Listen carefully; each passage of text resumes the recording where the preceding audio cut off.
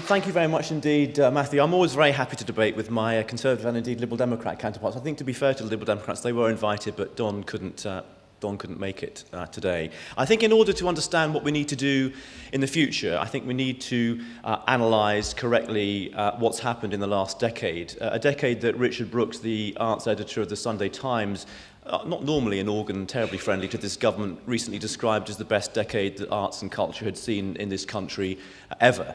I think most fair-minded observers would agree with that, and I think the secret of that has been down to a number of factors.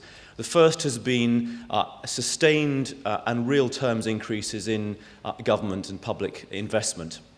Even if arts and culture spending stayed still in the next comprehensive spending review period, it would still be at levels of 83% higher in real terms than it was in 1997. So that support from government and from the lottery, but principally the core support from government, has been very, very important, I think, in helping fund the revival, not just in terms of buildings and theatres and galleries, but also initiatives like free museums, and all of the work the Arts Council does in the regions in particular has helped lead, I think, to a renaissance in arts and culture that has been unprecedented, and I want to see continue. I think the second important principle has been the one that the very first arts minister this country had in Jenny Lee in the 1964 Wilson government, who said the job of politicians is to hand over the dosh and then to stand back and let you get on with it.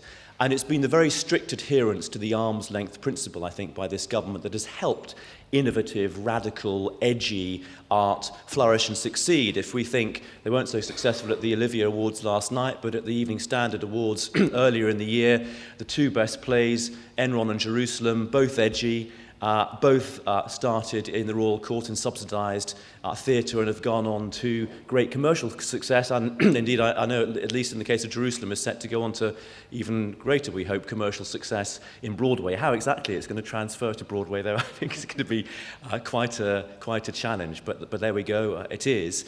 And as I'm sure you know, our theatres, our film, our museums have just had their best year ever, in spite of the fact that we've been going through the worst financial crisis the world has seen since the 1930s. And if you look back to the 1980s, when I think government was a bit more prone to interfere in artistic judgments and make political judgments about what should and should not be supported, I think that's an era we don't want to go back to, and I think strict adherence to the arm's length principle has been very, very, very important.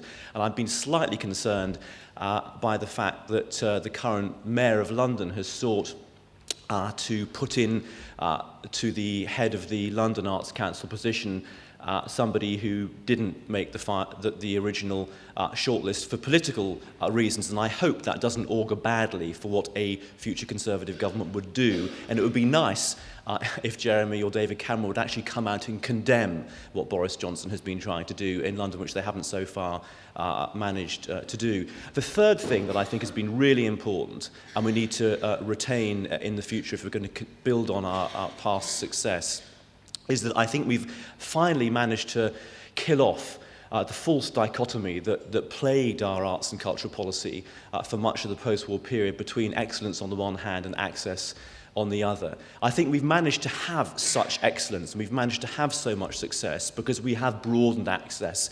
And some of the things that have really got me going and inspired me most when I travel around the country have not been the great kind of ballets and opera successes, although I've enjoyed those very much too, but they've been some of the grassroots community arts and cultural programs that have been done in school and out of school, giving young people the opportunity to tap into a talent that many of them may not have realised that they had.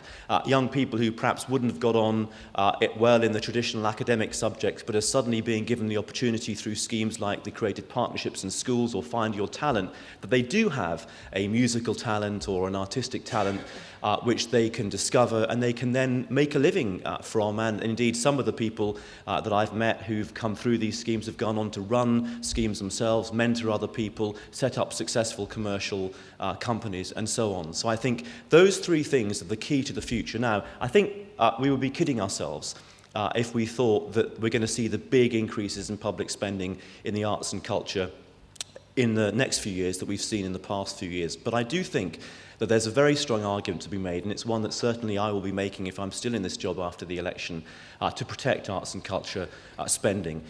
We spend in our department 0.3% of overall government spending. So not only would cutting spending on arts and culture make absolutely no difference at all in terms of narrowing the fiscal deficit, when you think of the spin-offs that investment in arts and culture makes, for every pound we invest as a government, we get £5 back in terms of further economic activity generated, that we are now world leaders in Britain in the cultural and creative sectors. They represent 10% of our overall GDP and will produce the jobs of the future.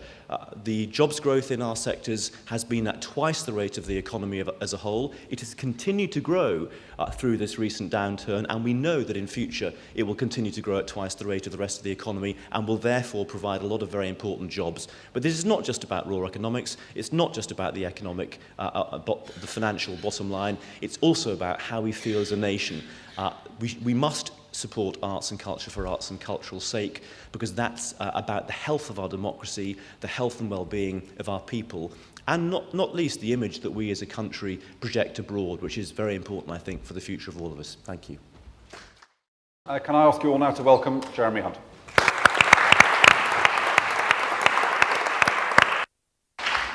Thank you very much indeed, Matthew. When I was just elected after the 2005 election, I said to a friend of mine who was elected in the previous Parliament, it must be great to have been an MP for 4 years. And he said to me, well, the thing is that when you're a candidate, you can speak without notes for 2 minutes.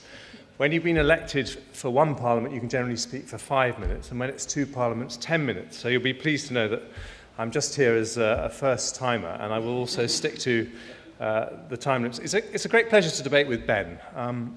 One of the curious things about elections, as I'm discovering, is that you get to know your opposite number a lot better in the run-up to elections, because Ben and I are traipsing around from studio to debate to studio to debate, and that could mean that we are at each other's throats with increasing viciousness, but actually I feel the opposite has happened with Ben, and we've kind of struck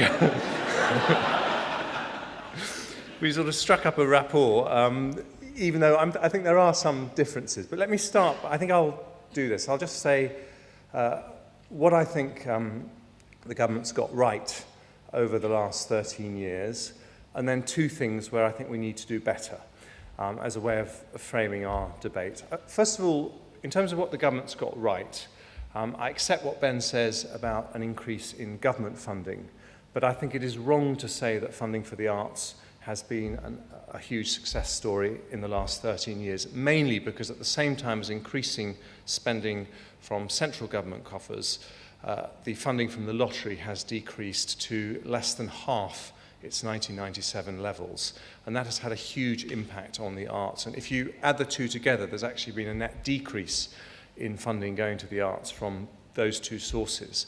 But where I think the government can take credit, and I think this is in some ways even more fundamental than funding, is that I think we have seen a mainstreaming of art as an issue in the political agenda. I think the John Major government actually was the first government that put art at the top table by creating the ministry that is now the Department of Culture, Media and Sport. But there has been in the past a sense of art as being a bit peripheral and culture as being a bit peripheral to the rest of the government agenda. And I think that Chris Smith's work on the creative industries has been incredibly important. I think the free museums policy was right, and I think when you look at the huge increases in admissions to those museums since they became free, you can see the incredible importance, but also much more fundamentally, if you believe in culture, you want it to be as accessible as possible to as many people as possible. And I think that's why that is the right policy.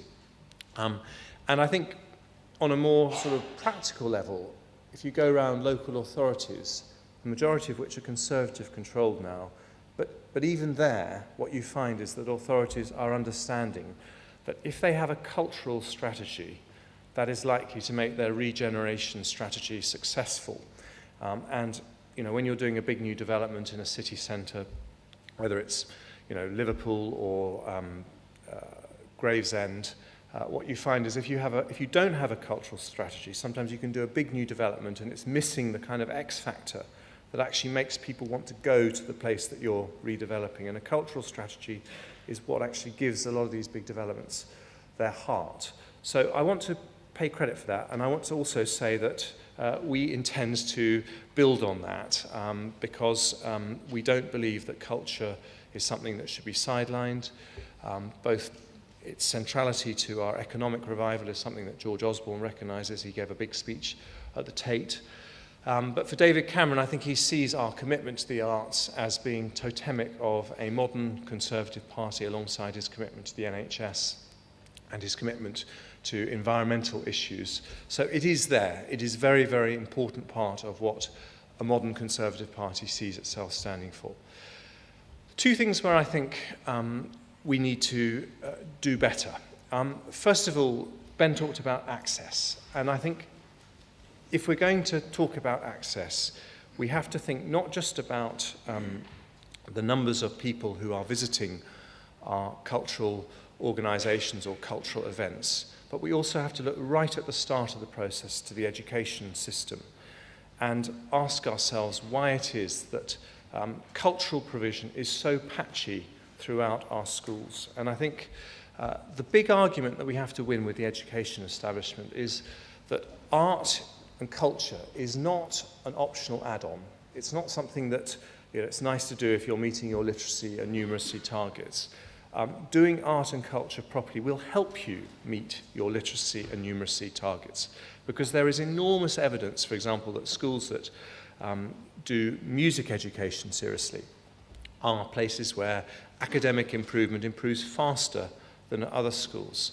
I visited a little primary school called St Matthew's, which is actually the nearest primary school to the Department of Children's Schools and Families.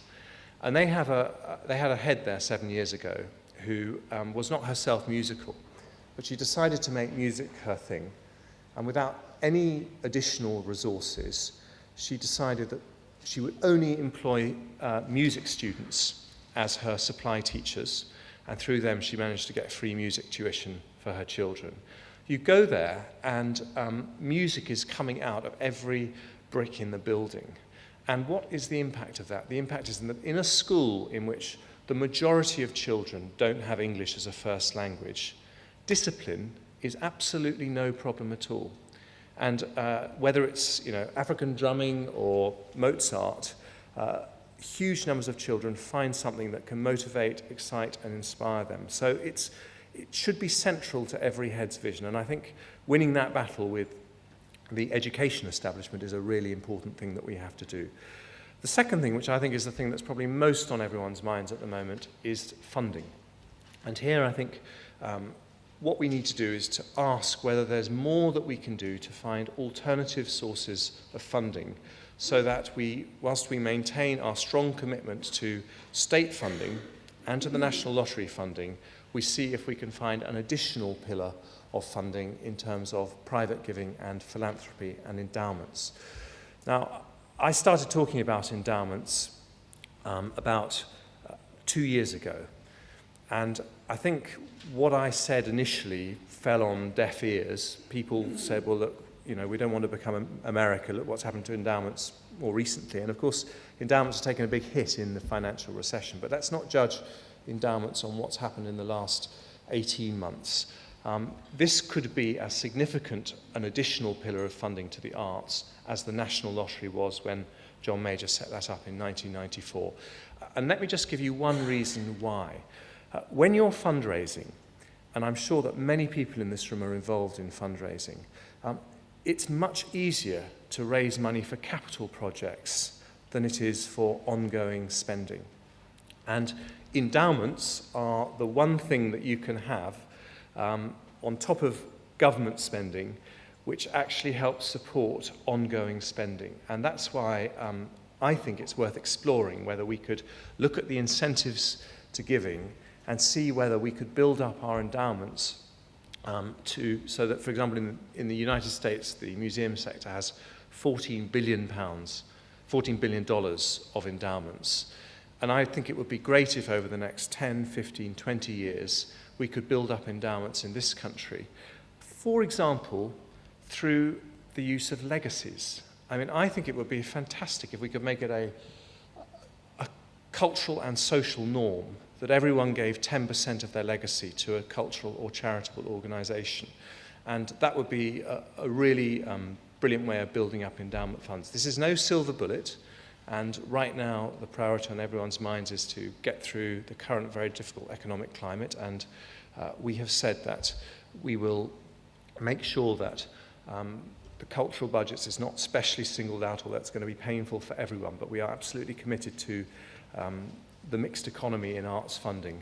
But looking further ahead, is there more we could do to create additional pillars of funding? And a Conservative government, I think Conservatives have traditionally been the party of wealth creation. Well, we want to talk to those wealth creators and see what we can do to twist their arm and get them to support cultural funding, which is what has been so important in making this country both civilized and great, and also somewhere where millions of people are employed in the arts. Thank you very much.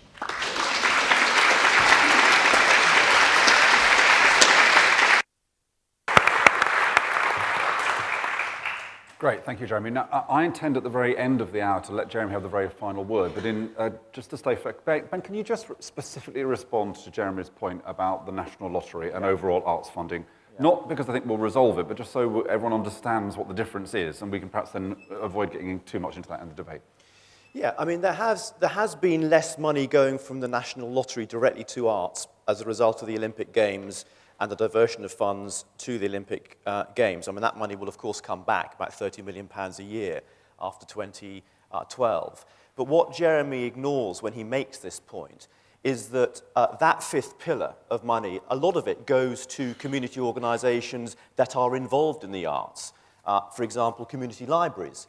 There's a £150 million community library scheme, which has led to community libraries all over the country being renovated, including in very many conservative areas. Ed Vasey opened a new one in Tooting last week, and this is money that the Conservatives would say would come back out from the big lottery. So it's a bit of double accounting there as well. And the other thing that Jeremy ignores in the figures when he says there's been a decline is that the money going to the arts in this country is not just going through the Arts Council. Most of it is going through the Arts Council, and as I said, that's had an 83% increase in real terms. There's also money for music in schools, which is very important and has also had a revival that goes from the Department for Schools and for Children and Schools, over £100 million every year. There's also money that goes from local government, £180 million every year, and that has also increased. There's European funding. So when they make this claim that overall funding for the arts has declined, if you take everything into account, it's not true. Okay. You can see I'll respond later. Very good. I'm sure you will. I'm sure you will. Let me ask a couple of questions just to kick us off as the audience warms themselves up, and I'm sure they'll be putting their hands up in a moment. Can I start with asking, and I'll start with you, Ben, what is kind of your theory about the way that the state funds the arts? If you look across government, there are different ways in which we think about funding. So in the NHS and schools, for example, the state funds something which many people would privately pay for themselves but didn't exist because of grounds of equity. In other areas, for example, prescriptions, we fund one group of people, poorer people, to have something, but we make other people pay the market rate. In other areas, for example, the environment, we subsidize the private sector to do things which we think are good, where there might be some market failure. What's your kind of model overall of how we should think about how we use state funding for the arts? I know it's a complex picture, but... Well, I think there are two things. I think we make the argument for funding arts and culture for arts and culture's sake, because we think it is a national good. But secondly, we make the argument for funding arts and culture because, as I indicated in my opening remarks, it is incredibly important for our country's economy. And just as you can make the argument in terms of an industrial strategy that we need to pump prime an electric car by Nissan in Sunderland, or green renewable energy, I would suggest that we can make a very strong argument. And I know that there's traditional reluctance in some of the sector to divert at all from the arts for art's sake argument. But I have to say, it's quite useful when you're having discussions with Treasury colleagues particularly to be able to make the economic argument. And if, as I think we do accept, that Britain is a world leader in this area, that the jobs of the future will partly come from this area, then I think that is the second strand of a very powerful double-pronged approach that you have to take in terms of arguing for funding. And when you look at the way in which the arts are funded at the moment, do you have a sense that there are certain areas where subsidy is being better used and other areas where you're not so sure it's being used in the best way?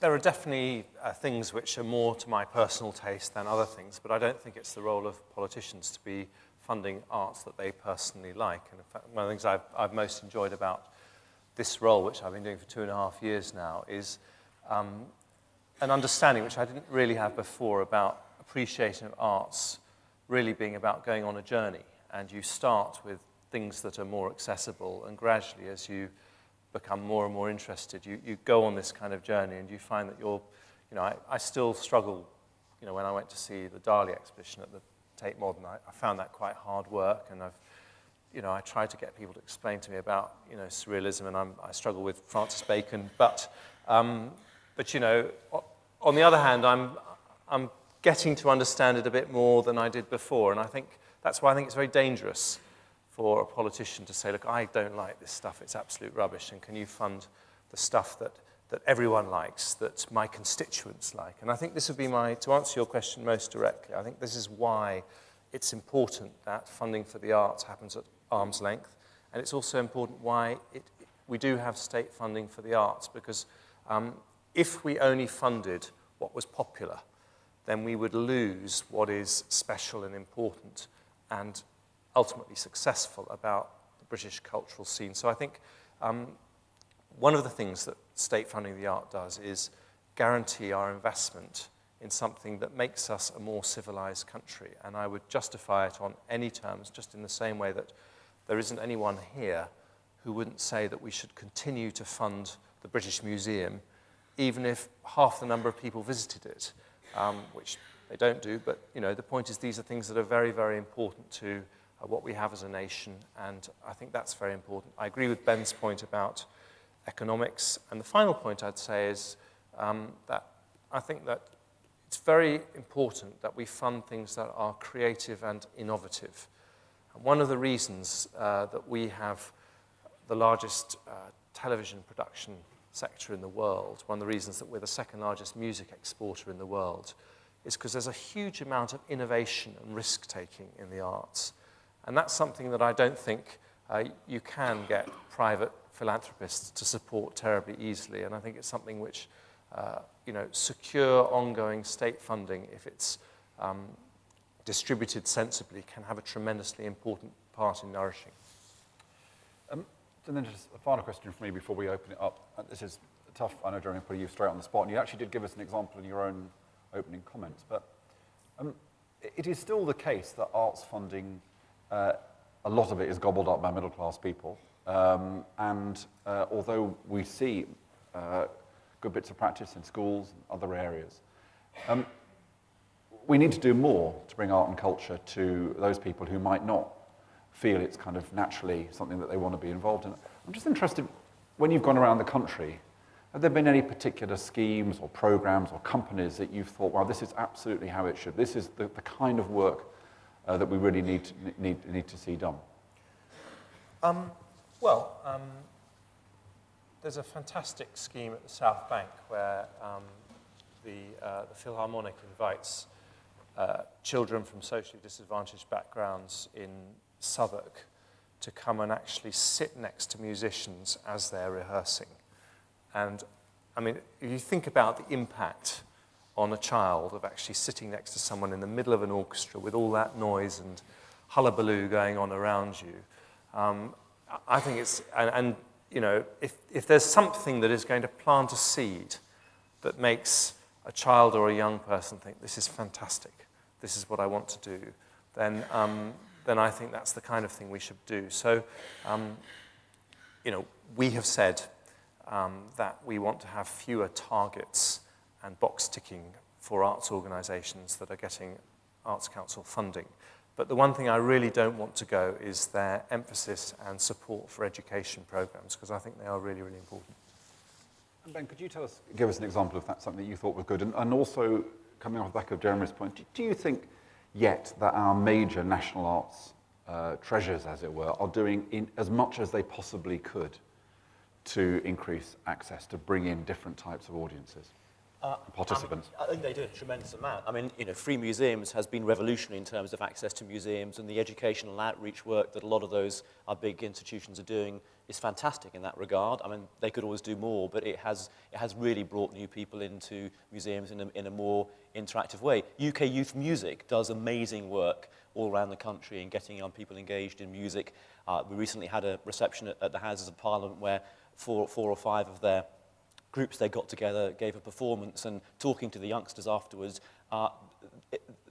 their experience had been transformational in terms of what it had done to their lives. I mean, the creative partnerships I mentioned earlier in schools have been a huge success, and even the rather derided free ticket scheme, although it's been patchy where it's worked in places like York, it has been really, really successful in getting new audiences of young people into theatre who wouldn't previously have gone. We need to make sure that all of the theatres involved in the scheme are performing as well as the ones that are performing best. But there are countless examples of these, and I just wish sometimes that they got more, some of these grassroots cultural and artistic initiatives got a bit more coverage in some of our national arts journals, if any arts journalists are here.